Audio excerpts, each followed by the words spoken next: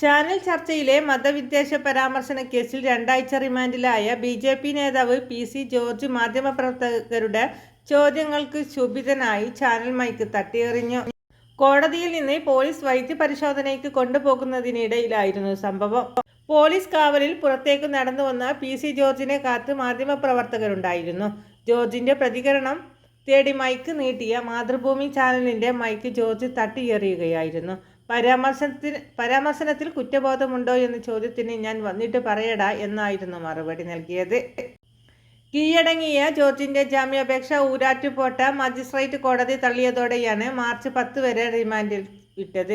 ഇന്ന് വൈകിട്ട് 6 മണി വരെ ജോർജ് പോലീസ് കസ്റ്റഡിയിലാണ്. പാലാ ഡിവൈഎസ്പിയുടെ നേതൃത്വത്തിലാണ് ചോദ്യം ചെയ്യൽ.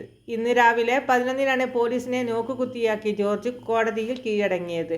തുടർന്ന് 12-15 ഇരുവിഭാഗങ്ങളുടെയും വാദം കേട്ടു. ജോർജിനെ കസ്റ്റഡിയിൽ വിടേണ്ട ആവശ്യം ഇല്ലെന്ന് അദ്ദേഹത്തിന്റെ അഭിഭാഷകൻ വാദിച്ചു. എന്നാൽ മുമ്പും ഇത്തരത്തിലുള്ള പരാമർശങ്ങൾ നടത്തിയ വ്യക്തിയാണ് ജോർജ് എന്നും കോടതിയെ ലക്ഷ്യമാക്കിയാണ് ചെയ്തതെന്നും പ്രോസിക്യൂഷൻ വാദിച്ചു. തുടർന്നാണ് 14 ദിവസത്തേക്ക് റിമാൻഡിൽ വിട്ടത്. ഇക്കഴിഞ്ഞ ജനുവരി 6-ന് ഒരു ചാനൽ ചർച്ചയിൽ PC ജോർജ് നടത്തിയ പരാമർശനത്തിനെതിരെയാണ് ഊരാറ്റുപേട്ട പോലീസ് കേസെടുത്തത്. മതസ്പർദ്ധ വളർത്തൽ, കലാപഹാരം തുടങ്ങിയ വകുപ്പുകളാണ് ചുമത്തിയത്. ഊരാറ്റുപേട്ട യൂത്ത് ലീഗ് മണ്ഡലം കമ്മിറ്റിയാണ് പരാതി നൽകിയത്. കൂടുതൽ വാർത്തകൾക്കും വിശേഷങ്ങൾക്കുമായി നമ്മുടെ ചാനൽ ലൈക്ക് ചെയ്യുക, ഫോളോ ചെയ്യുക.